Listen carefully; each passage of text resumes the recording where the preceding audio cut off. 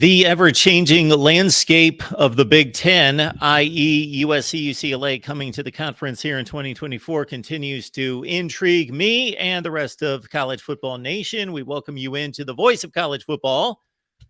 My name's Mark. If you are stumbling across our little channel for the first time, welcome. You are in store for the best discussion, debate, and analysis you will find anywhere. That's the aim, that's the goal, that's the mission. We try our very best each and every day to hit that goal. And with your help, we do. We appreciate your participation. Leave your comments and questions there in the chat. So for the last 6 Thursdays, we have had a conversation with Steve Deace from Michigan Podcast every Thursday at 5 p.m. Eastern Time. We call it The One because it is one major college football topic for Steve and I to discuss and debate. When I say discuss and debate, sometimes it's a debate, sometimes it's merely a discussion because our views are strictly authentic. We are not manufacturing a debate, so sometimes we agree, sometimes we disagree. And at 5 o'clock today, we will discuss USC, UCLA to the Big Ten and how the Trojans and Bruins will fare against the 14 from the Big Ten and what that will look like in years to come in regards to the Bruins and the Trojans competing for Big Ten championships and beyond. Again, we welcome you into the voice of college football. Want to remind you that we've got a Discord. What that is a just major, massive college football discussion that goes on all the time, 24/7, 365. So join us on Discord for college football discussion with our famed knuckleheads all the time.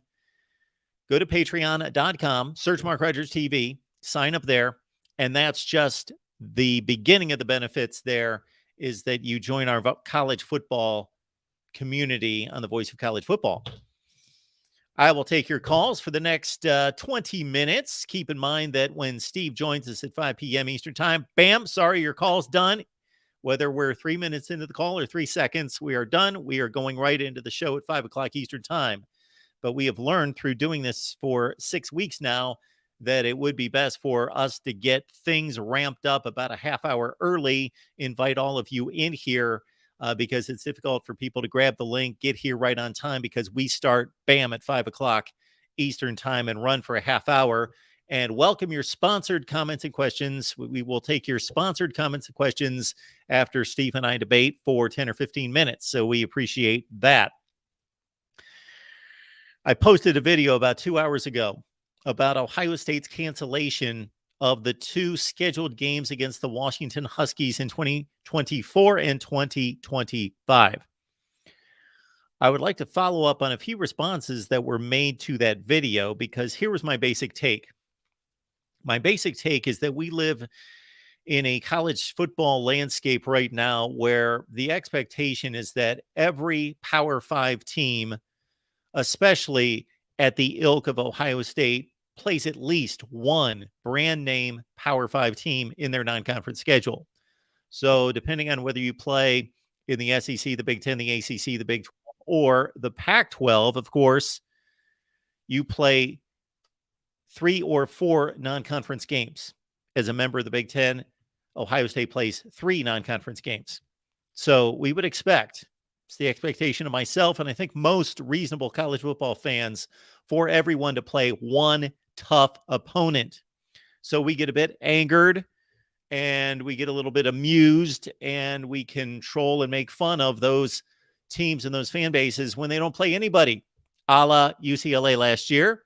They have an excuse. UCLA played 3 cream puffs in the non-conference schedule. Michigan played 3 cream puffs, as they will again this schedule. Of course, I mentioned those 2 because they were scheduled to play, much like Ohio State and Washington in 24 and 25, UCLA and Michigan scheduled to play in 2022 and 3. Those games were canceled. Of course, we know what happened not long after those games were canceled, or maybe it was after, I forget the timing exactly, but in that same time frame, of course, then it was announced that USC and UCLA would be joining the Big Ten, and Michigan and UCLA will be playing if not every season, they will be playing, we would think, based on schedule projections. And I've made my own here at the Voice of College Football based on a 3-6-6 model that at the very least, Michigan and UCLA under that format will play every other year. So go ahead, cancel the series. We're going to see in a few years anyway at the Rose Bowl and at the Big House. Washington was not part of that entry to the Big Ten, of course. Washington still in the Pac-12/Pac-10 right now. But it calls into question, well, will Washington join the Big Ten? Is this letting us know that Washington, who, of course, it was very well known that Washington and Oregon applied for membership to the Big Ten, and the Big Ten said, we're not saying no, we're saying, hold on, that maybe this is a precursor to Washington joining the Big Ten. Again, I would have to go back to see the timing of the Michigan UCLA schedule cancellation announcement versus when it was announced that USC and UCLA was joining the Big Ten. We know that happened in the summer of 2022, because my thought about the cancellation of these games, as it could be connected to a conference realignment and movement for Washington, and most likely if Washington's coming, it could be some type of pairing with Washington/Oregon. From a football standpoint, those seem to be the ones people want and linked together. They're rivals. They're in the Northwest. But with other things considered, could it be Washington-Stanford? Could it be Washington-Oregon? What could the twosome look like from the Pac-12 if there's another expansion realignment situation? Well, here's my thought. Why would they announce this? Okay, we are still 7 months away from the 2023 season. Why cancel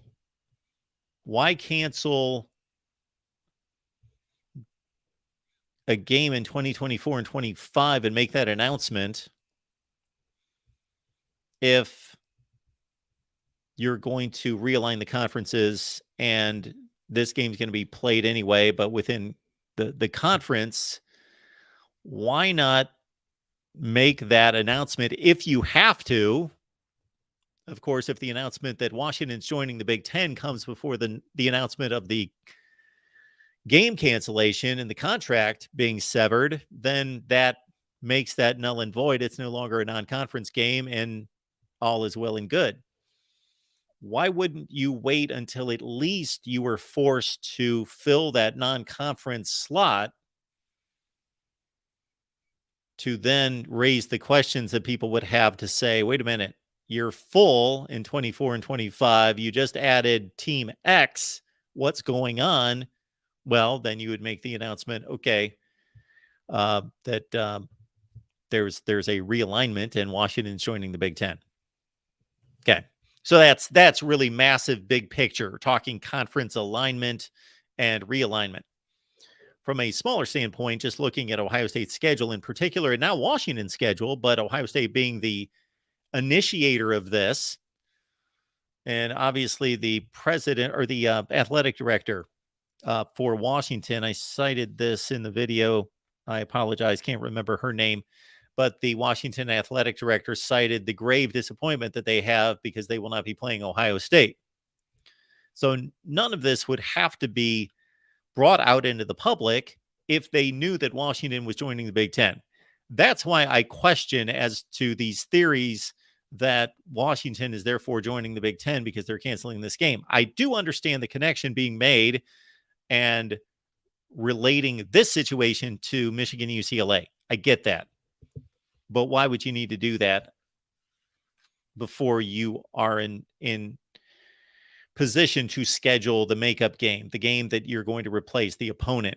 Okay, again, the smaller scale on this is that Ohio State is going to be playing a lousy 2024 non-conference schedule. And that upsets me because Michigan just played one and they are going to play another one this year. And I don't care how tough your non-conference schedule is or your conference schedule is. You have to play someone.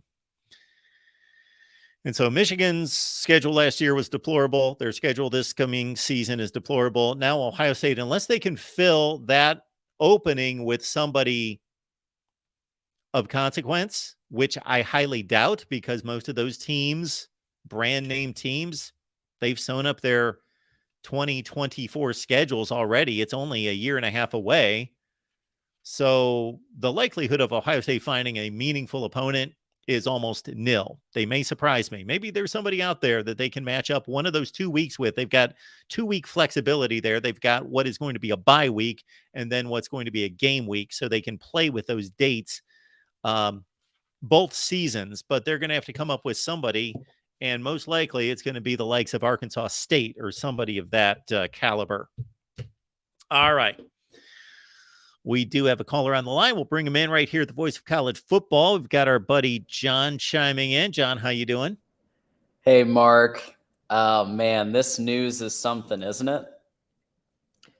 You know, okay.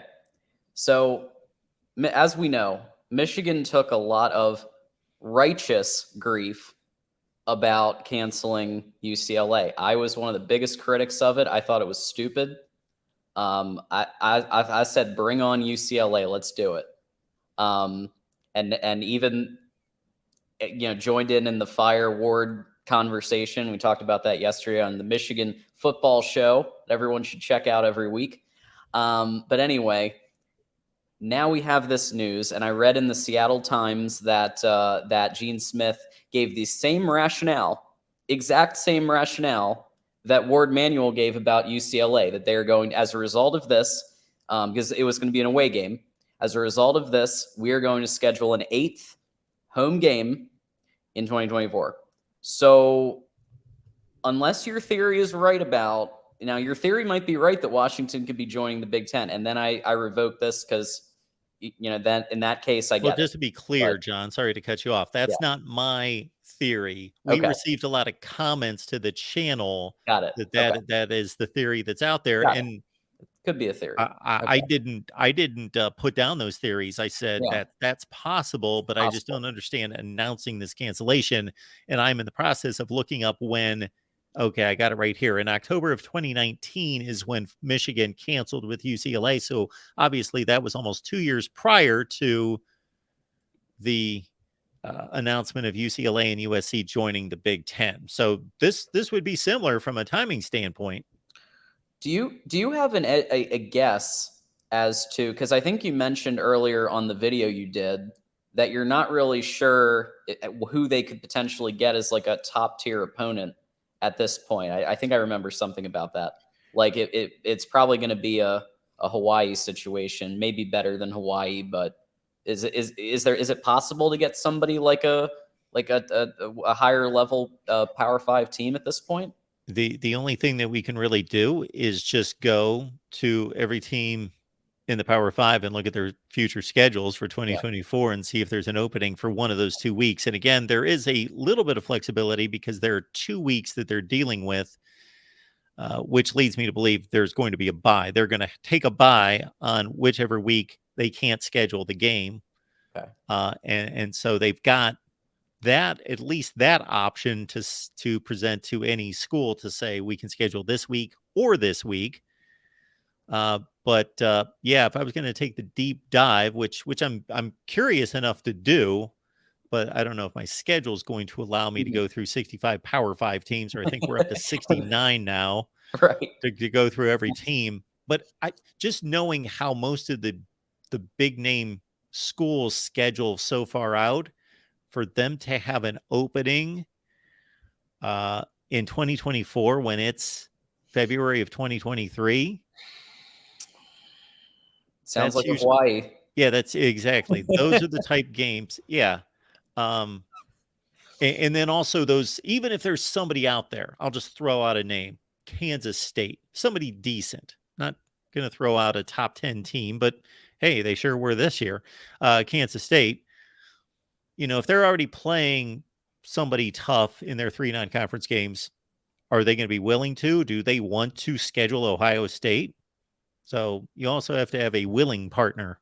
Right. One of the things I've always said, out of respect for Ohio State, is that they always schedule a good out of conference opponent, and that's it's been the case this past year with Notre Dame, and it's gone back all pretty much every year. There's been somebody really good in the middle or one of those spots, and now it seems like it's the shoes on the other foot because from what I understand, the Texas and Oklahoma out of conference with Michigan is staying, although they switched the home and away for Texas for I guess Fox had that stipulation that they had to switch the locales. But otherwise, those games seem to be happening. And I know some people said they would get canceled, but looks like they're happening.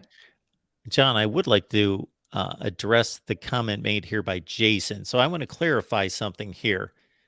You're completely right, Jason. Ohio State doesn't need to schedule anyone, just like Michigan Correct. didn't need to schedule anyone. So I'm speaking from a fan's perspective, from an entertainment perspective. Right. Entertainment.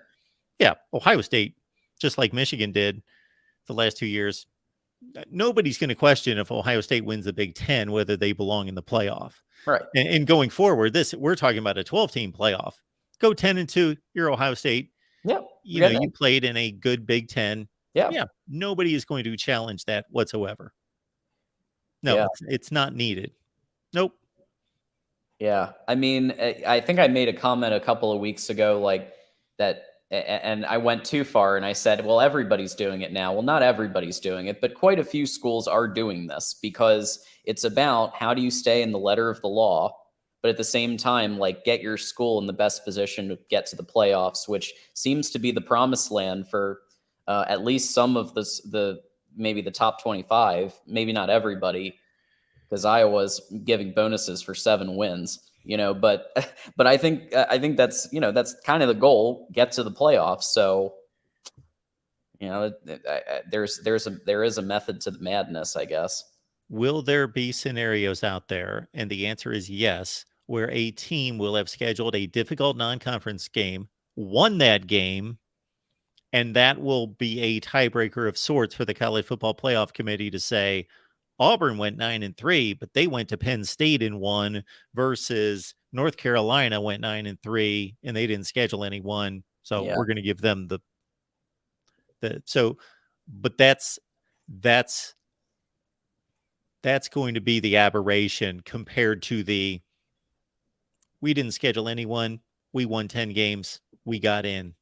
We didn't need to schedule anyone. You're right, Jason. You are completely right.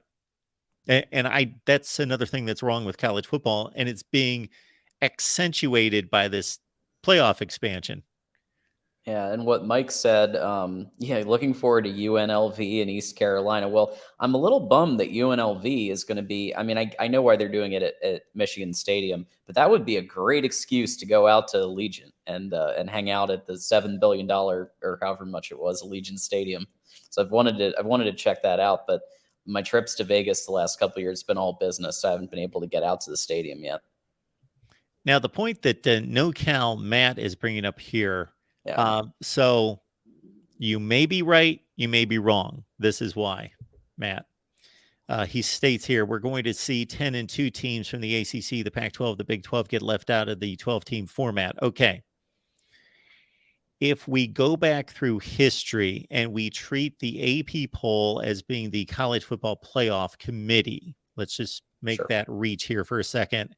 That's not true, because I've done it. I've gone through history, gone through the last 20 years and said, okay, what would the 12-team playoff look like based on the AP poll? Well, based, of course, on the College Football Playoff rankings going back to 2014. Prior to that, going by the AP poll, which aligns pretty closely with the College Football Playoff rankings, and those 10-2 teams would all make it.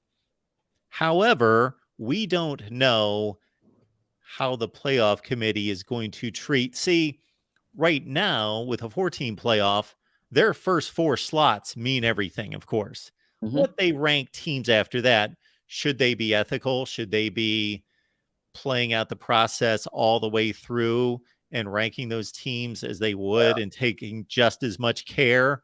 Or does that 12-team format change their thinking on some of those spots? And instead of throwing somebody a bone at year number 10, no, now that you've become a playoff team, we're backing you up.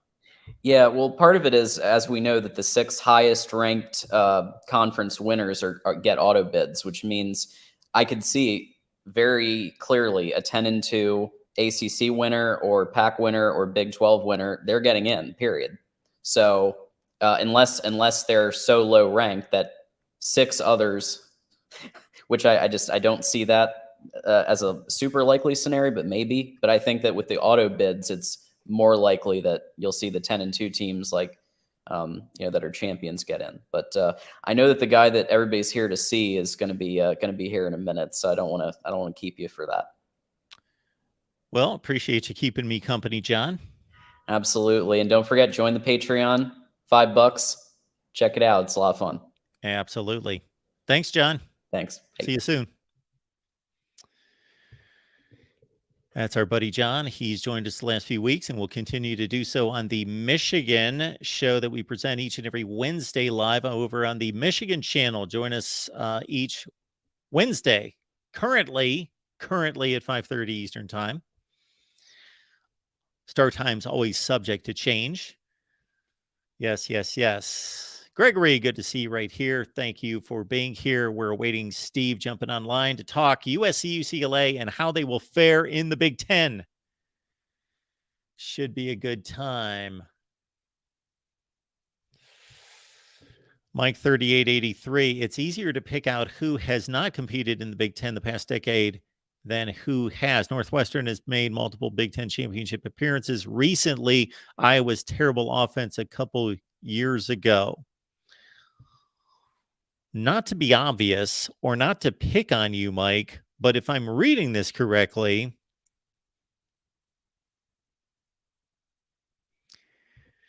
yes, I would think that if we're looking at the past decade, it's so you're basically saying it's going to be easier to project who's not going to be able to compete than who is going to be able to compete for championships.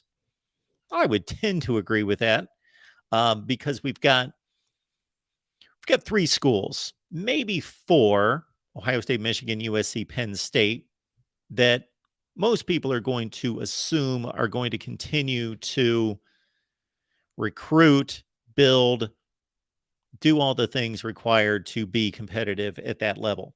However, if Michigan fell off, if Penn State fell off, Ohio State, USC, we've all seen it to various degrees, and fell out of contention and didn't fall off the map to become Kansas, but we're 7-5, 8-4 teams for a period of time. Nobody would be utterly shocked by that. On the other hand, if Rutgers shot up to the top of the Big Ten and competed for championships, people would be utterly shocked by that. Yes. So point well taken there, Mike. And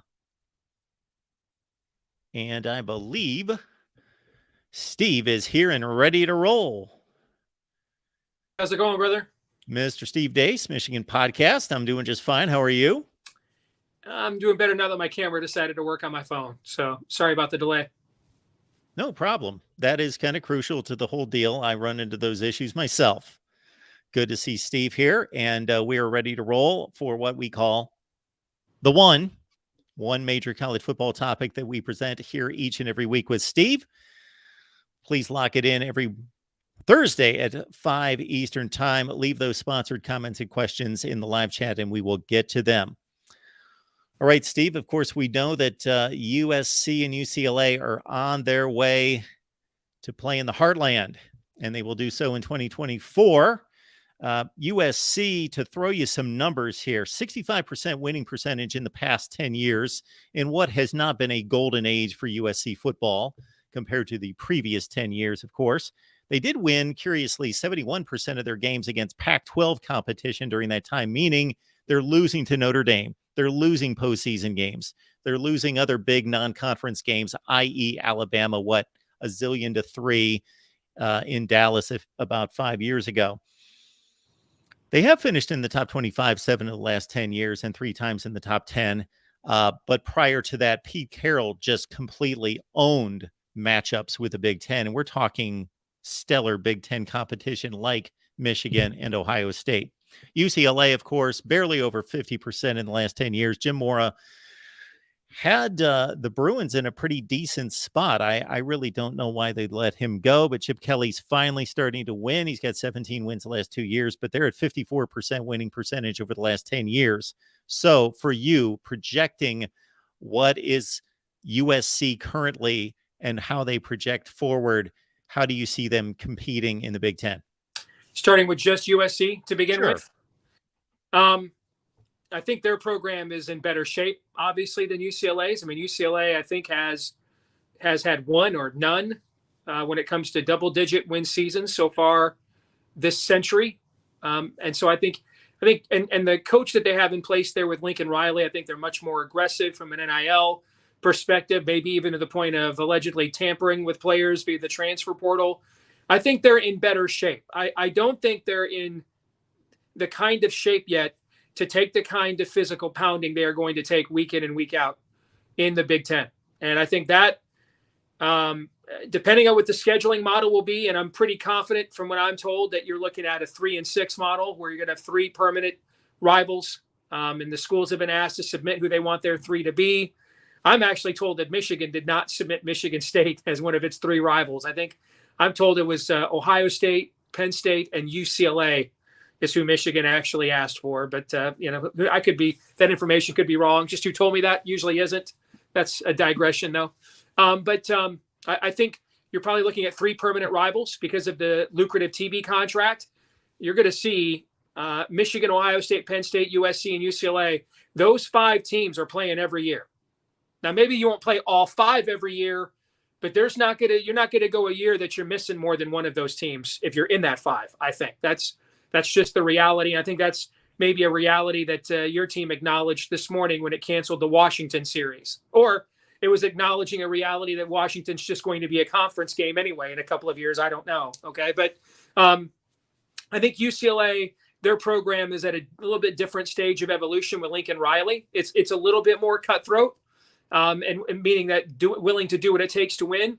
But I think what USC is not understanding is this level of physicality week in and week out. Okay, yeah, Minnesota, Nebraska, Iowa, they're not as good as Michigan, Penn State, and Ohio State when those teams are good. They're always very physical. It is not the same. Playing 7-5 or 8-4 in Minnesota is not the same as playing 7-5 or 8-4 Arizona State. That's just not.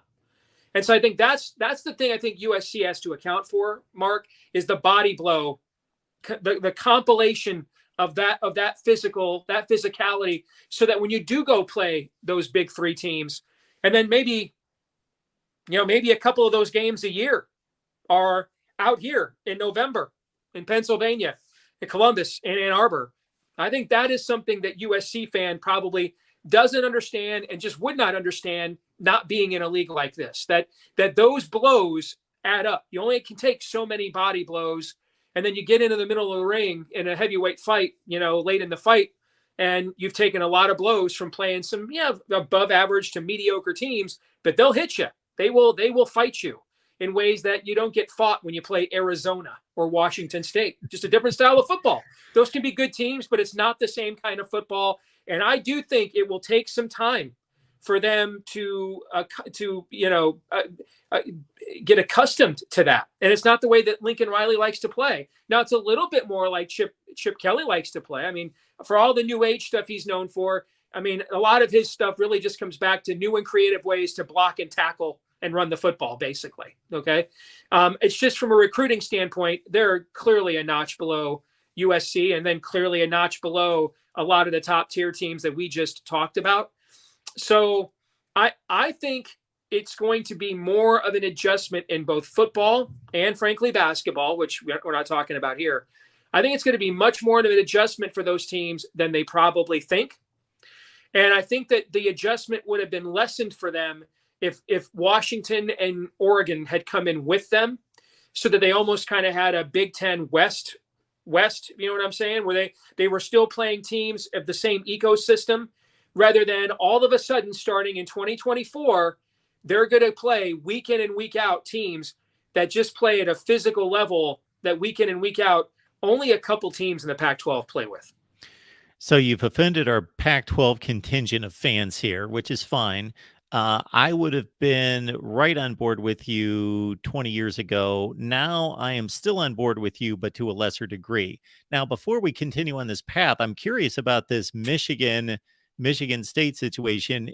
If at all true, would Michigan be approaching that scheduling proposal that they made to the Big Ten, if it is true, from the standpoint that we want a national schedule, we want to play visible games, or is that just a slight on little brother to say they are insignificant to us? I don't think it's either one. I think what happened here last year was the last straw. That this thing is it's just a football game, guys. That's all that it is. It's not a call for curb stompings, drive-by shootings. Okay, waving 40-pound helmets like assaults with deadly weapons. It's just a football game, man. And even if it's true, and no one proved it, but even if it's true, those the Michigan guys that went up the tunnel were running smack and telling your mama jokes. So what? It's not anything close to what gets said and goes on in the football field of play, as you and I both can attest to, having covered the sport for a long time. The PC intersectionality woke police would lose their damn minds if we had a live mic on what was said on the field at many of these football games, regardless of race, creed, or color. Okay. So I think that was kind of the last straw, that you guys you can't handle it. I mean, this has gone to the point of obsession, ridiculous. People are getting assaulted. It's just, it's a diffusion. I think it's a recognition that the obsession level here has just become unhealthy. Now, I'm sure Sparty will take it the ways you're describing, but that's actually not its intention. Its intention is to basically get a TO, baby. Call a timeout. Okay, this is crossed the line and it's gone a little too far here. We will continue the conversation, but we appreciate the contribution here in the comment here made by Jason. Thank you for that, Jason. Mark and Steve, the yin and yang of college football, ready to hear your thoughts. Steve, go blue. What I will say, because there's a super chat portion of that, which will come out of my mouth versus the rest of the time that I'm freely speaking, if you know what I mean, those last two words that came out of my mouth. Boy, that just that pierced the soul is what that did. Cut me deep, Shrek. You cut me deep. I hear you. Yeah. Could it not be said, Steve, though, that on the flip side of this physicality argument would be that the likes of Minnesota, Nebraska, Illinois, and slow plotting defenses, and again, I'm going to the stereotype here, will have difficulty with tempo and speed and space and all those good things? I think that's not as prevalent as it was when you and I were growing up, right? The Big Ten, teams, even teams that ran exotic offenses back in the day, like Iowa, where Chuck Long and Ronnie Harmon would go out to the Rose Bowl and play and different game then. Hash marks were different, rules were different, recruiting was different. That dynamic played itself out in NFL drafts, right? When guys like Chris Carter were getting picked high to go into the NFL as a wide receiver at Ohio State, that was a breaking news story. It's not a breaking news story anymore. So the reality is our league recruits better than theirs. Our league puts more guys in the NFL than theirs. Our league puts more teams in the playoff than theirs. This is a completely different level of combat compared to what they are used to. And I don't think it has anything to do with formations. I mean, every team in the Big Ten other than Iowa is going to be running a spread offense this fall. Every single one. Even Wisconsin has thrown out Barry Alvarez's paradigm. Everybody talks about Michigan and the amount of times it runs. Michigan is a spread team. It just uses spread formations to lessen the box to then run the football. Everyone's going to be running the spread. Other than Iowa, everybody's running it. So this isn't, a Big Ten team that saw the I formation or the power I or the veer option during Big Ten play for 3 months, Mark. And then, went out in California and saw a pro-style passing attack for the first time and lost its damn mind and didn't know what to do. All right, that's 40-year narratives, okay? Ohio State is putting more receivers in the NFL than USC is, okay? Michigan's putting more guys in the NFL than UCLA. And that wasn't necessarily the case when Terry Donahue was the coach out there and Bo Schembechler was the coach here. It is the case now. So, you're not going to make up for much in terms of stylistic difference with physicality. The game is still won and lost in the trenches. Now, a player like Caleb Williams, who won't ever play in this league, obviously he's going to be the number 1 pick in next year's draft. That level of player absolutely can turn a game into street ball. Sure, but you still have to block at the point of attack. Otherwise, he's not just making plays running around. He's running for his life, and those are two totally different things. I'm not saying I think they're going to suck. I just think it's going to be more of an adjustment. I don't think they're going to come in here and lose to Minnesota and Iowa. Well, UCLA might. I don't think USC will. I am saying, though, that they're going to get punched in the friggin' mouth by Minnesota and Iowa, Mark, in ways they're not accustomed to. I'm not saying that the 7-5, 8-4, 9-3 teams in our league are better than theirs. I'm saying they're different than theirs. And you don't feel it for 3 days playing a game against Washington State. You just don't. You're going to feel it for 3 days playing PJ Fleck or Kirk Ferentz. Certainly Matt Rule's going to bring that element to Nebraska. You're going to feel that. Luke Fickell's going to try to modernize Wisconsin, but he's an old school coach too, in terms of temperament and mentality. And they're just not used to that. And you're going to face that now for 7, 8, 9 consecutive weeks every year, depending on how the schedule is configured. And I think it will take some time to get used to that. So while you're not making an isolated prediction that Minnesota is going to beat USC, what you are making, I believe, because I agree with it, is that week after week after week, it's just like Oklahoma is going to the SEC. Right. And in no way do I think that they're better than, not as good as Mississippi State or Ole Miss, but that collection Correct. of will analogy. Yes. will be more, will result in more upsets. Yeah. You would think. So Minnesota will beat USC, or fill in the blank, Iowa, Nebraska, Illinois, whomever it is, more readily than what's going on right now versus good USC teams in the Pac-12. Yeah. We're not dealing with Pete Carroll level of depth here. We're not dealing with Pete Carroll era level of line play. Not dealing with John Robinson era of line play here. And so it's going to take some time. There's, Lincoln Riley isn't being accused of tampering in the transfer portal because he inherited a roster with typical 2 to 3 year built-in developed depth at USC, but because he didn't. And so he's going to have to develop that depth on top of adding an entirely different layer of physicality. And for him, it's nothing compared to what he even saw in the Big 12 when he was there. For Chip Kelly, it's a little bit more like what he saw from USC and Stanford the last time he was in the Pac-12, and his Oregon teams could be very physical too. So it's going to be an adjustment for those teams for sure. We're going to hit a couple super chats. Then I want to play off of something that you just stated concerning Pete Carroll in particular. David Greenshield, thank you so much for the contribution, sir. I could see USC winning a natty before Texas and Oklahoma. Well, I think that's absolutely true. I mean, Texas has barely averaged 8 wins a year for the last decade plus in the Big 12. All right. So, all Texas and Oklahoma don't need the money. They don't have to do this. They were already making a ton of money. Okay. And well, Steve, it's another 20, 30 million. Have you ever seen the track facility at Texas, Mark? You ever seen it? Have you seen the swimming facility at Texas? What the hell are they going to do with another 20, 30 million, Mark? Seriously. What are they going to do with it? And here's what you're going to get. Y'all, all you guys at Texas and Oklahoma, all enjoy. We're making more money. Make sure you buy those shirts when you're 7-5. When Oklahoma goes from a 10-2 program to 7-5, 8-4, and Texas goes from 8-4 to 6-6.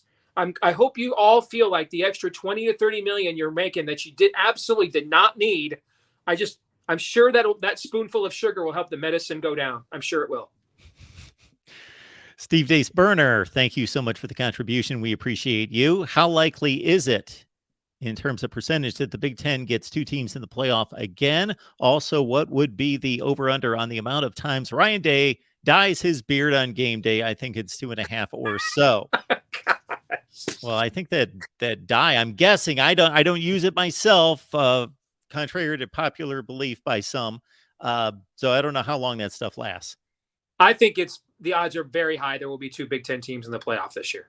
I mean, you're going to have 3 Big Ten teams minimum will be in the AP top 6. Maybe 3 of them will be in the top 5. Bill Connolly just came out with his S&P ratings this week. 3 of them were Michigan. Ohio State was 2, Michigan 3, and Penn State 5. If you look at the rest of the schedules for those 3 teams, I don't know that there is a game on their schedule that Penn State is an underdog in, except for it's probably about a field goal underdog at home to Michigan, probably about a touchdown underdog on the road to Ohio State. Ohio State's probably about a field goal underdog on the road to Michigan, not an underdog in any other game. Michigan may not be an underdog in any of its 12 games. So when you look at that, I think 2 of those 3 teams are probably coming out of this 11-1 at least. And, maybe one of them goes 12-0 again. Steve, you brought up the name Pete Carroll. Okay. Ohio State, you've also stated this, and I certainly agree that Ohio State has played elite level football longer than anybody in the country. Either elite or at least fielded good teams, have not been down. Michigan, of course, has been extremely good throughout the years. Okay, so I'm not disparaging Ohio State and Michigan being amongst the best in the country on a fairly regular basis. But when USC has been dominant, they have been like all-time John McKay, John Robinson, most recently Pete Carroll, like otherworldly, like we are possibly fielding the best team in the or the best team in a decade or of all time. And we know what the recruiting is in California. So if USC gets it right, and they may have the coach in place to get it right, then don't they have more of a ceiling to just really crank out NFL teams over there? And I will stop short of saying dominate this league, but come damn near close to it. I would agree. I think the era that we're going into, there won't be any singular dominant teams. I think that I don't believe I'm going to be 50 this year, Mike. Mark, how old are you? Oh, you got to hit me with that. 54. Okay. I don't believe you and I will ever live to see a year that there's a Big Ten championship game that Michigan, Ohio State, Penn State, and USC are not in. Doesn't mean every year it'll be 2 of those 4 teams. Every year it's going to be 1 of those 4 teams. And most years it will be 2 of those 4 teams. Michigan is getting its NIL house in order as we speak. I think that the California recruiting thing is going to work both ways. I think now there's, I don't know if you've paid attention, Mark, in the news recently, and I say this sarcastically because I know you have. A lot of people leaving California in the last decade or so, Mark. Okay. So now my kid can get the hell out of here, can get the hell out of this toxic waste dump, and I get to watch him every single week. And he's going to play against USC and UCLA on top of that. Fine. I think the recruiting door swings both ways. I think just like the addition of Rutgers made New Jersey an even more fertile recruiting area for this league, the addition of Maryland made the DMV an even more fertile recruiting area for this league. I think the same thing will happen in California. I think that's going to swing both ways. I think you're going to see. Remember, they're having a hard time keeping quarterbacks in that state right now from going to Alabama and other places. I think that door's, going to swing both ways. I think you're going to see Michigan, Ohio State, and Penn State take more kids, and maybe Nebraska under Matt Rule, take more kids out of that state than they've been able to in the past. I think you're going to see actually even more. And I think Wisconsin sensed this, that's why they went for the big hire in Luke Fickell. That's why they're letting him blow up the Barry Alvarez paradigm. I think that there is a clear sense, all you teams like Iowa, Northwestern, Illinois, God bless you all, make sure you max out this year, okay? Make sure you max out this year, because you're not ever going to see Purdue in the Big Ten championship literally again, like ever again, like in the rest of your life. You just saw it this year. You're never seeing it again. It's never happening again. They're going to get rid of divisions. They're just going to pick the top 2 teams. And we're in a league now where 4 of the 6 or 7 greatest programs in the entire history of this sport are all in this league. And that's not even counting Nebraska, who 10 years ago would have been considered one of the 4, 6, or 7 greatest programs and has such a great tradition. They're probably still amongst the top 10 of all time. You're just not going to get a year. Northwestern, never happening again. They've been to multiple Big Ten championship games, in recent years. we will never see it again the rest of our lifetimes. I think that this thing is going to become more lopsided than it ever was before. Basically, it's going to look like the 70s, except it's going to be 4 teams instead of 2. And maybe Penn State even may need to scuffle to hang on to that 4th spot. Someone's going to, and they're not all going to be great at the same time. Someone's going to have to suffer. Someone will have to take a step down, but there's never going to be a period of time that all 4 of those teams are irrelevant in the same season. Won't ever happen. And the addition of those teams, just like Urban Meyer's addition, raised the stakes on cutthroat recruiting in the Big Ten. Remember Brett Bielema complaining about Urban Meyer recruiting committed kids? And so the addition of Urban Meyer prompted Michigan to go and do what it took to bring Jim Harbaugh in and let him do what it takes to win, right? Same thing with NIL and everything else is those schools are going to separate themselves even more so than how they are right now. And because the other thing to think about too, Fox and CBS and ESPN aren't paying all this money so that, Illinois has a national stage. They're just not. All right. That's not what this is about. So all those teams and their administrations, I think you're going to see them be very aggressive. And like the UCLA administration is historically passive. If it does that, it's going to get run over in this league, and its fans will lose their minds, and they'll have to course correct. Just like you're seeing Michigan course correct now on NIL after having its this last recruiting class basically by their standards tank. The number 18 rated recruiting classes annually ain't cutting it against Ohio State, USC, and Penn State. That ain't cutting it. All right. Okay, Steve. UCLA. I mentioned 54% winning percentage the last 10 years. Remarkably, they've only had 2 coaches the last 10 years. I thought Jim Mora was doing a fine job, not an exceptional job, but anyway, they move on from him. Chip Kelly's finally starting to turn it around. This has been a program, so I will cite one other program in a different sense. South Carolina has historically been an atrocious football program, despite filling a stadium and sitting in the Southeast. So it's inexcusable why they've been the Oregon State of the SEC for most of their history, which obviously has been recent history in the SEC, but playing in that region historically. Take it to the West Coast. UCLA's been better historically than South Carolina, had a nice run, of course, from the late 70s into the late 90s. However, marginal football program for the most part, sitting in a prime location for a number of reasons, but they're a bit of a wild card coming into this league because they could touch Penn State territory, or they could be Illinois. Between they're a school. Imagine if they're basically Michigan without a glorious on-campus facility, elite public university, national name. Same color scheme, just different shades. Okay, I mean they have a lot in common with Michigan. It's just the investment in infrastructure, beginning with the on-campus stadium. Now we've got the Big House. They have arguably the most beautiful scenic setting in the entire sport, but it's not an on-campus facility. In fact, I would actually say of all of the teams coming in to our league, UCLA basketball, I think, might be poised to dominate, actually. I mean, if you look at bringing Mick Cronin in, that's more of a Big Ten vibe, right, in terms of style of play, okay? And I think they've already got that physicality. They've already got that kind of that mentality that you night in and night out in the Big Ten. So I think you bring them into our league with that recruiting base, and they've got that culture and mentality that they're accustomed to playing the way the Big Ten wants to play already. I mean, they are right away. I think UCLA basketball is much more prepared to hit the ground running and compete at a high level and an elite level and be an elite team in the league from the day it enters, much more than USC or UCLA football are. We've talked at times about what we think should happen or what we would pursue as Big Ten commissioner. What do you think will happen regarding these other schools in the Pac-12? Of course, the Ohio State-Washington cancellation, some people believe to be a precursor to, much like Michigan, UCLA canceling in 2019, 2 years prior to USC and UCLA's announcement to the Big Ten.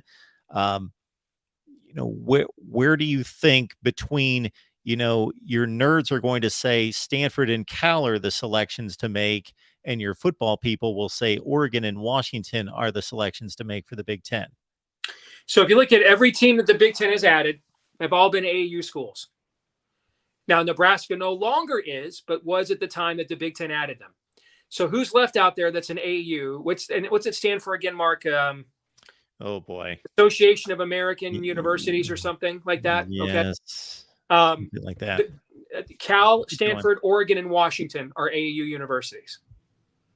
So I think if Kevin Warren were still commissioner, the Pac-12 conference would be over right now, Mark. Over right now. I mean, there's no way Kevin Warren would say, you're going to visit SMU. No, we're finishing this thing off. Okay. But he's not now. And that was kind of his vision and his master plan. And we got to hire a new commissioner right now. I think at a maximum, and I don't even know that this will happen. I think at a maximum, there will be one more short-term Pac-12 television deal that will include San Diego State and SMU. But it will essentially be timed to coincide with when the Big Ten deal is up this next time around. I mean, it won't be some 5, 7, 8, 9 year. It'll be very clear. This is just being done. If it can't be with the one you love, honey, love the one you're with. This is the hookup. That's all that it is. And I don't even know that will happen. I don't. Because I think the what are they called? They call the corner schools, right? Is that what they're called? Arizona State, yep. Colorado, and Utah. The question you have to ask yourself, if you're those schools, yes, you don't want to be the ones they blame for ending the Pac-12. On the other hand, you also know that the minute the Big Ten gets its administration back in order and says to Oregon and Washington, okay, Fox says, go ahead, bring you in, they're gone, right? So you don't want to be, so you're in a no man's land. You don't want to be the ones that gets accused of driving the stake to the heart of the conference. At the same time, Oregon and Washington are out of here they're out of your first opportunity. So I think that's where those administrations, if I had to guess, they are secretly hoping that they can't get any better deal on the table for television than they already have. So maybe that gives you the excuse to just jump now while you still control your own destiny. So I think, it's like the old line in Hunt for Red October, Mark, the hardest part of chicken is knowing when to blink. I think all these guys are looking at each other right now, like the Spider-Man gif, pointing back and forth. They all know it's over, but nobody wants to be the one that the country song is written about, that they get blamed for the breakup. That's what I think is going on. And I think if Kevin Warren were still here, then I think that the Big Ten, would already be making the addition of Washington and Oregon official. Yeah, that's what's ironic and amusing by these situations. It's much like when OU and Texas took off for the Big 12, and you had the 10 remaining schools crying and whining and complaining, right, and talking about their solidarity and loyalty when they would take off for the same deal. Yes. That's what those cornerstone schools, they've got to, that's what you're gauging right now. What's a worse fate? Maybe I joining the Big 12 in 4 years when I maybe have less leverage and take a less deal because I'm desperate and have nowhere else to go because Oregon and Washington are in the Big 10, or going right now when I'm going to I've got the leverage with the Big 12, right? That's what I think they're calculating right this minute. But I think that this is a league. Confucius say league who turns to SMU to save itself is not long to be a league for very much longer. Get Larry Pilgrim here. Thank you so much for the super chat contribution, letting us know that 8 of the 10 schools are AAU, meaning in the Pac-12, I would assume, the remaining 10. So Notre Dame. Apparently is not running after Big Ten money. That's going to push $90 million, maybe more than that, per school via this new media deal, in which they're making a third of that, something in that range, maybe less than that. But I got to think the cumulative impact of that, when you look, if you understand finances to a certain extent, it's not about 90 versus 30 in any one particular calendar year. It's about what you can do with that long term over and over and over. Right. The opportunity cost. Correct. Yeah. That I would just think that that the sheer dollar, the power of the dollar is finally going to push them. Now, if we had a commissioner of college football or a governing body that could force them into a conference, that would be something else. But there's these conferences are not going to cooperate with one another to force Notre Dame to do anything. I think that's already been proven. So do you think or believe that Notre Dame will make the move? I think it comes down to, first, let me say, I respect their willingness to try to hold on to what they view as their principled identity. We don't see a lot of principle in our institutions these days, particularly ones of religious heritage. So I respect that. But you, of course, laid out the realities of the current situation at the same time. So I think the level of success, I think Marcus Freeman's going to answer your question, Mark. I think that if Marcus Freeman has a level of success, we've got about a 4 or 5 year détente here before we're close enough to the end of the ACC's granted rights that it's not nearly as cost prohibitive to bring those teams in. Okay. And when the next Big Ten contract expires at the same time.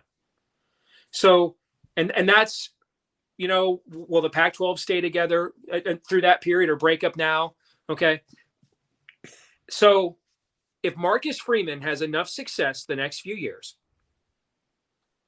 that Notre Dame believes that it can still win at the level it wants and not have to join a league, then it won't.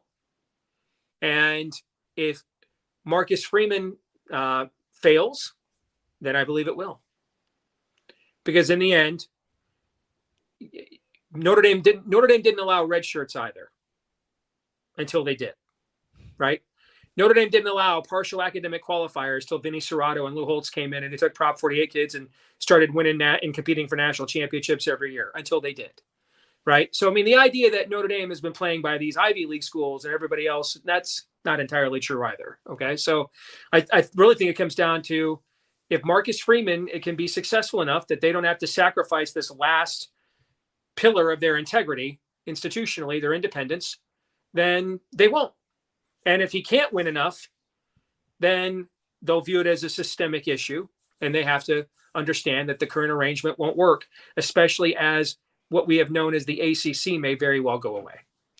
So do you see this recent decision of Notre Dame in not pursuing the Utah offensive coordinator, Andy Ludwig, and paying out his buyout as an isolated decision, just a one-off, that was the determination there? Or is this a greater look into where Notre Dame is in competing at the very highest level for football talent? Or is that a nice narrative to push out there for you couldn't hire Utah's offensive coordinator away to go to Notre Dame? I mean, do we honestly know the truth of that situation? We don't. Is that a truthful story? Is it a cover story? I don't know. I do know you went from 2 big name offensive coordinators to elevating your tight ends coach. I do know that. Which he could be great, but but the likelihood is compromised that they've hired the right guy versus the 2 previous candidates. No question about that. Steve Deace, Michigan podcast in the Bigger 10, and follow Steve all around media. And if you know about his day job, it will make you think and it'll hit you here. So follow the Steve Deace Show as well. Steve, let us know what's going on in Michigan podcast in the Bigger 10. Well, I'm a little busy with the day job this week. So this week we took a hiatus. We'll be back next week. And there's a ton of stuff going on in terms of Big Ten scheduling, and we'll be getting into. It's close to the time of year. Around the end of this month, I'll do my annual one and only bracketology that I do 2 weeks before Selection Sunday, before any conference tournament games are played. So to show how inane and overrated this cottage industry of bracketology has become. So we'll get into all that stuff here next week on the show. Steve, we appreciate you being here. We would like to urge everyone to show up every Thursday at 5 p.m. Eastern time, but subscribe to the channel, hit the bell for the notifications to know when we go live, because we may need to reschedule at times. But it's our earnest effort to make it every Thursday at 5 p.m. Eastern time with Steve. Steve, appreciate you doing this. Thank you so much. You got it, brother. Take care. Go Blue. Steve Deace, Michigan Podcast. I'll hang on here for just a few more minutes to let people know that here's what we've got planned for the next several days, is that I have released the first two of a three-parter. I am not Steve Deace. There we go. The banner reads Mark Rogers, the voice of college football. There we go. So I've released the first two in a series of my college football coaches rankings. So we've made it from 69 all the way through 21. We will release the top 20 soon. So I will release that either later tonight, possibly, or we may release that first thing in the morning on Friday. And then this weekend, we go live with you, because this was a raving success. Last year, what we did was we released our Power 5 coaches rankings here live, and we took your calls and comments and questions, but we will release the videos, and then sometime this weekend, Saturday or Sunday, we will all get together live, and we will discuss the coaches rankings, and I will take your shots on my coaches rankings. Also, many of you are eagerly awaiting, with bated breath, the Oreo. I can't mess up the official title of this. That was just unforgivable right there. The Great Oreo Cookie Challenge. The Great Oreo Cookie Challenge. And we are scheduling that for Monday evening. So I might as well announce right now exactly what this is going to look like. And I welcome your suggestions on how to improve the process, possibly. So some of you know that I can down Oreos unlike just about anyone under 185 pounds. So I'm right on the edge. We're going to knock off 10 here soon. But this stunt is not going to help me knock off 10, but we'll get past it and we'll work on it. So the Great Oreo Cookie Challenge is that we will bring on my favorite Oreo selection, which is, of course, just the traditional, but double stuff. The double stuff. So the standard Oreo, which if you go online, there are Oreo selections all over the place that I was not aware of, because I'm pretty much a traditionalist, even in my dessert fare. And so I will bring on the package of double stuff Oreos, which I believe, if I get the party size, well, I know this because I counted the last time I purchased one of these last week. I got the party size of double stuff Oreos, in which there are 52 in the pack. So I will have 52 Oreos here, and you all will test my college football knowledge, and you will ask me trivia questions. And for every trivia question that I miss, I will have to eat a cookie. And I don't know at what point we will end this. Maybe I will need some direction on the best way to conclude this, whether I got to sit here for like 8 hours and eat an entire package. I don't see that happening. Not that I won't eat the entire package, but us doing an 8-hour live stream, unless there's just a wealth of super chats coming in, then that's to be under consideration. So what I had thought of was, would there be a way to involve all of you in this? So to bring on callers, and then you guys prepare yourself with maybe your own package of Oreos or your favorite treat. I don't want to pin you down, and Gumby Too Sexy likes the mint Oreos. They're pretty good. Didn't want to pin you down specifically on Oreos. If your favorite snack food is, I don't know, honey buns or Doritos or whatever it might be, it'd be kind of tough to find the equivalent per serving. However, and then we could play along together. However, I don't know exactly how that would work, because if I bring on one of you, I would not want to create a logjam in which I'm on with a particular caller and then we're the only ones competing, because I would want to compete against everyone at the same time. But obviously, we all don't have cameras on at the same time.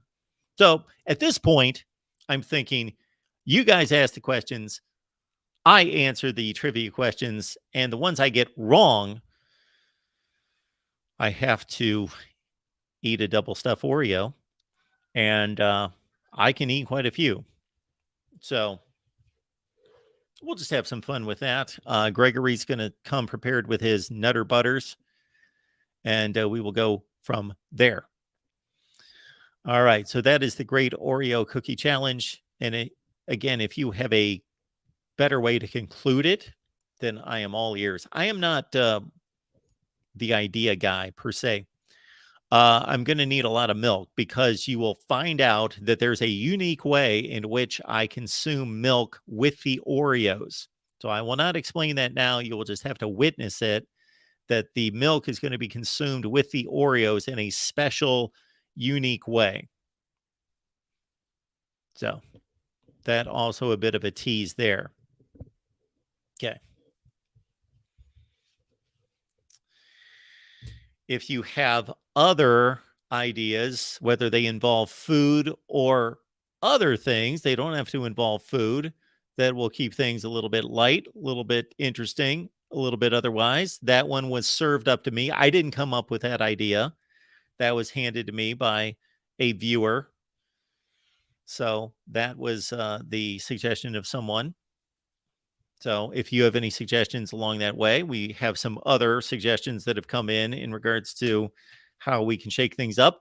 And also coming up here in the next couple of weeks, we will do a State of the Voice of College Football address. So, wow, I'm sure all of you will be flocking in to hear the State of the Union address, meaning the State of the Voice of College Football channel address right here at the Voice of College Football. Mark's going to be the one who's double stuffed after the Oreo challenge. I don't know. I can take quite a few. I think I'm good for depending on what I eat. So I can't be stuffed, of course, but I also can't be completely empty stomach. I have to eat something. So that's the perfect place to be, to eat light prior to that. And then I think the first, because I know from experience, the first 25 or 30, no problem. No issue. The first 25 or 30, not going to be an issue. And maybe even beyond that. All right. That should be a good time. I believe we're going to do that Monday at 6 p.m. Eastern. That sounds like a good time. And again, we've released the first two in our series of our coaches rankings. We're going to go live this weekend. I want to hear from all of you on our coaches rankings. We've released 69 all the way through 21. We are going to do the top 20. We've got our Miami show coming up tonight with the Wholesome One over on the Miami channel at 8 p.m. Eastern time. And then we also have West Virginia Live on Friday. And we will do some live streams, call-in shows coming up very soon as well. We will hang on here if, in fact, well, I do have an appointment at 6, but if anyone out there would like to join the show and you've got a question or comment to make, I've just left the link, as we have simulcasted on the USC channel today, because, of course, USC was involved in the conversation with Steve. So we are simulcasting on the main channel and the USC channel, and you've got the link there to join the show.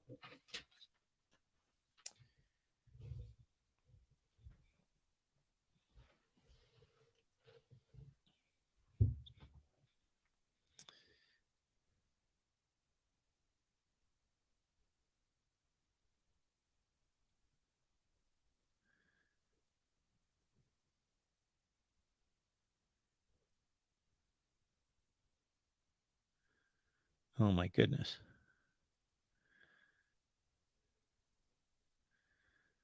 I am checking on my 6 o'clock appointment here.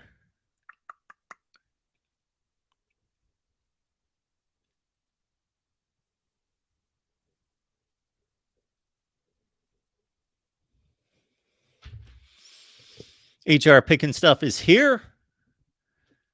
Just dropped in for some football chatter. Well, you missed the football chatter, HR. We had Steve Dace on here. We've been on here for 70 minutes at this point. And yes, you can join the show. And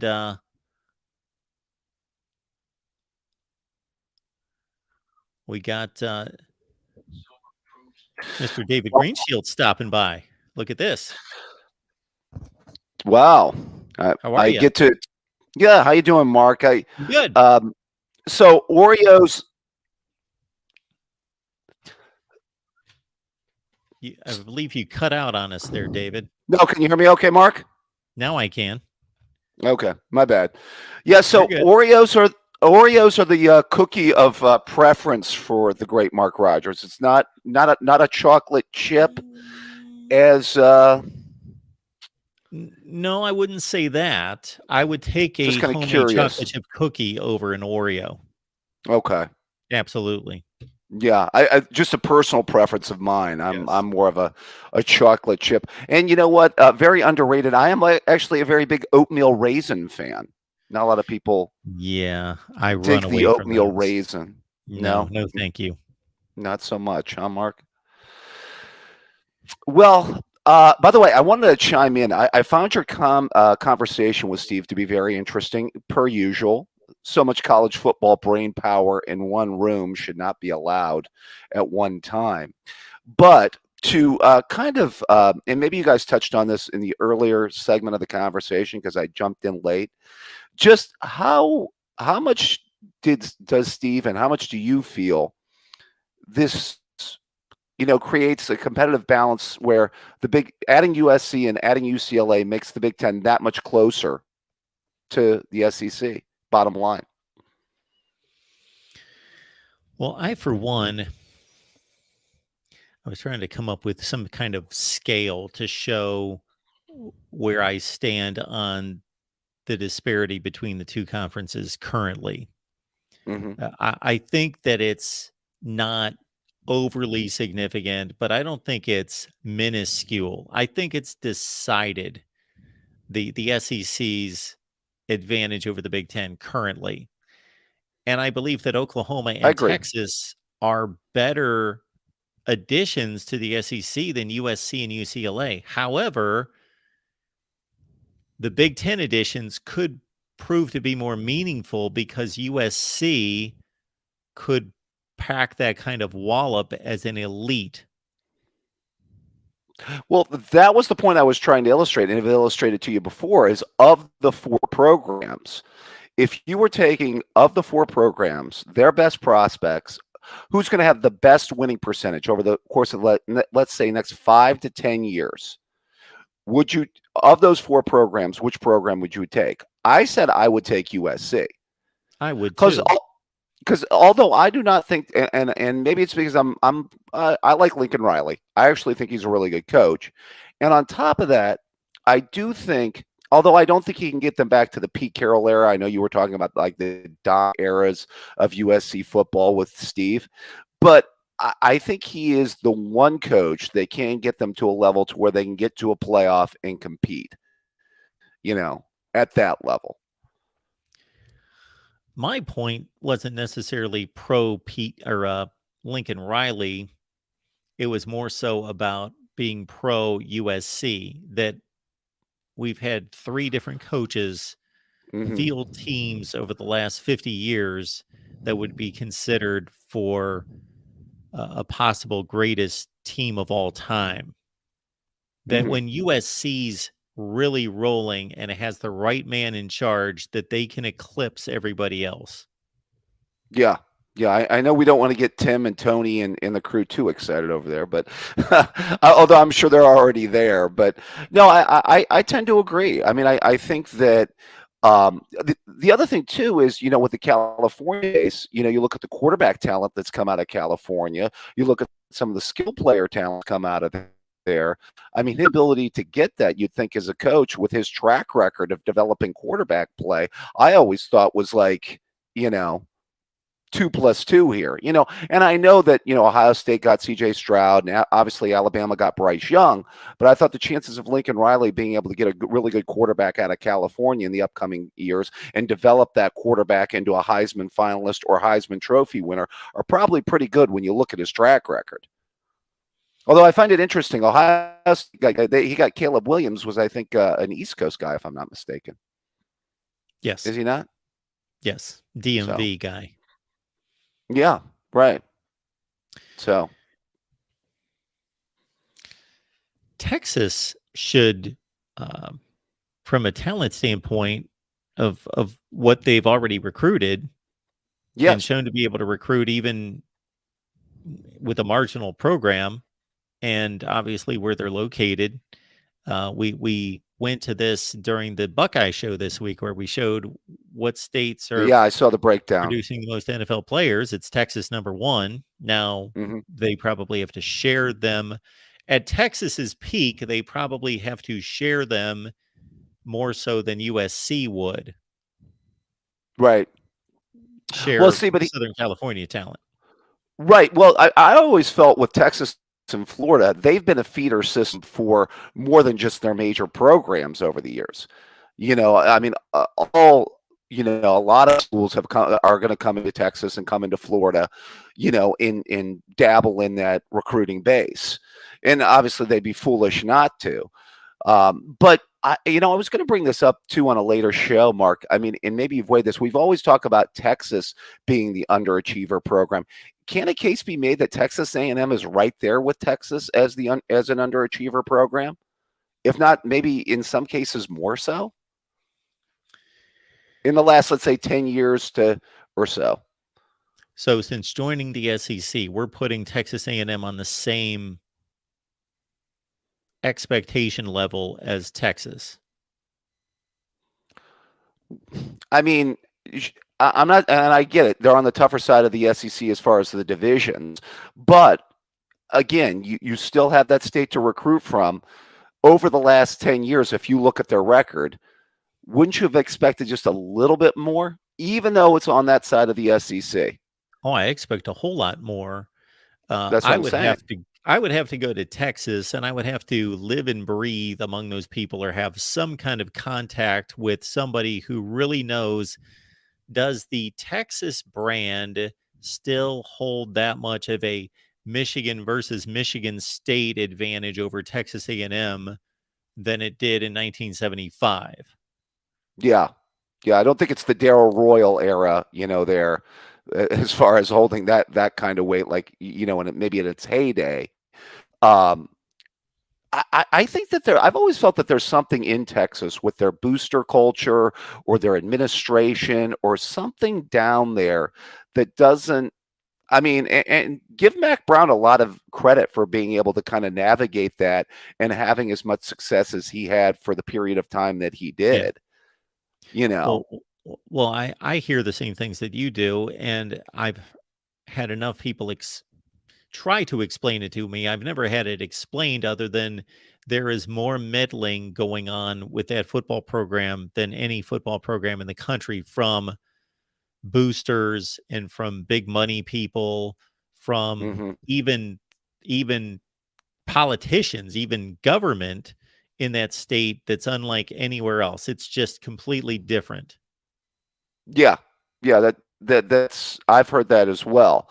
And it's a shame the way that the coaches have just burnt out. I still think that there's a case that could have been made that they, if you said this at the time, I thought they did Tom Herman a little bit wrong there, Mark. I mean, I think a case could be made. He should have been given a little bit more time. Yeah. Do we really not believe that Tom Herman could have gone 13-12 the last 2 years? He was coming off a season. It was the 2020 COVID year, so we all have our different evaluations of how legitimate that season was. But they went 7-3. They lost 3 games like this close. and they would have been playing in the Big 12 championship game, but they had a late turnover against Iowa State. Iowa State kicks the game-winning field goal. Otherwise, they're playing in the Big 12 championship game, and I don't know if Tom Herman can get fired if they beat, let's say, Oklahoma in the Big 12 champ. That's who they would have played, Oklahoma in the Big 12 championship game. Right. Yeah, I think there was a lot of pressure on him that year because I think, according to the 24/7 Sports Composite, I think he had like a top 5 roster in the country coming into that year. And, it was what, his third year, I believe, that year. And I always say a third or fourth year, maybe. I think it was his fourth year because he came in, I think, in 2017, right, Mark? Yes. So it was his fourth year. And I always say by year 3, year number 4, you got to show some food on your plate. I'm not saying you have. Well, are you telling Jimbo Fisher that? Oh, why do you think I brought up Texas A&M as an underachiever? Coming up. Yeah, I know. They backed up the Brinks truck. Well, they back up the Brinks truck for everything at Texas A&M: coaches, recruits, all of it. Mark. Yes, they've got a Brinks truck specially marked for each need, I guess. Right. Yeah, they literally have the money printing down there somewhere to pay their coaches and go out and drop the bags. Like everything that they said in that 30 for 30 that they did on the SMU football team that was going on in SMU, I always thought was going on at like all those schools in the old Southwestern Conference all those years. I just recorded with a Texas A&M guy from 247 Sports right before I started this live stream. And I said to him, I said, Jimbo Fisher has not posted the kind of records that people were expecting at Texas A&M, but those 9-4 seasons were at least satisfactory, considering that he was given all this money. He had won a national championship somewhere else, and the recruiting classes were so good that now this is the first time during his tenure, coming off of 5-7, coming off a number 1 recruiting class that has crumbled to a certain extent. That might be overstated by some people. It's not crumbled. It is lessened. And now he hires Bobby Petrino, which is a wow, which is a basically an admittance that his offense is not working. And that's also considered a questionable hire by many. Yeah. Including myself, that this is the first time he's really facing adversity. Yeah. No, well, he should have faced adversity a long time ago. I always said too, Mark, and I think you agreed with it. What he achieved in a COVID year, I thought was very overrated. Yes. Yeah, I mean, he, was playing a North Carolina team in a bowl game that was down however many players, and that was a really good game for 3.5 quarters, basically, when it probably shouldn't have been. And the one other good team he got which played that year, which was Alabama, totally dump trucked him. And then everybody thought he was going to like build from that. And, he did, have that recruiting class, that he got, quote unquote. Even Nick Saban said that. So if Nick Saban can say that, then you know what I mean? He is the czar of the sport. Yeah. That was a good team, but yeah, they I think the best win they had that year was against a 6-5 Auburn team. Yeah. Yeah. Right. Yeah. I mean, I agree with you, Mark. I think this could be it. I mean, if he goes 5-7 this year, 6-6 even, can you keep the guy? But what is that buyout though? It's got to be ridiculous.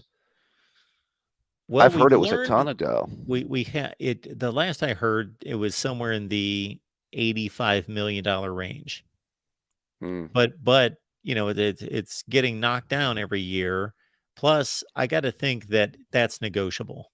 Well, I think Jimbo, if he gets let go, is going to be doing quite well. We're giving you a lump sum of $40 million. Bye. Oh, poor Jimbo. So, yeah. Hey, great show tonight, by the way. It's good to see you. I think you guys had more viewers tonight, which I thought was encouraging too, by the way. That is always encouraging, yes. All right. So Monday, when's the Oreo challenge? Monday night then, I believe we're going to shoot for 6 Eastern. Nice. We get to see Mark Rogers stuff his face with Oreos. Yes. Bring your toughest college football questions. I will make a list, Mark. Make a list. Now let's be somewhat kind to me out there. Like, I don't need questions like, how many yards did Johnny Manziel run for against, Lamar in the second game of the 2013 season? Let's keep it within reason here. I thought you covered Red Grange, Mark. You've been around so long. I just missed good old Red Grange. Great show, Mark. Absolutely. Have a good one, my friend. Thank you, David. Take Appreciate care. it. Yep. Bye. The Galloping Ghost. How many people knew that? The Galloping Ghost, Red Grange. All right. Appreciate you being here. I am off to talk.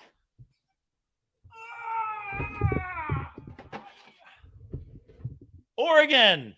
We're going to talk some Oregon football here in a few minutes with Eric Scopel from Duck Territory on 247 Sports. So be looking out for our Oregon position previews for the spring. We're cranking out spring position previews for all of you here at the Voice of College Football. They are coming soon to a team channel near you. We will see you soon. Again, catch up on those coaches' rankings. We're going to go live with all of you this weekend to discuss our coaches' rankings right here at the Voice of College Football.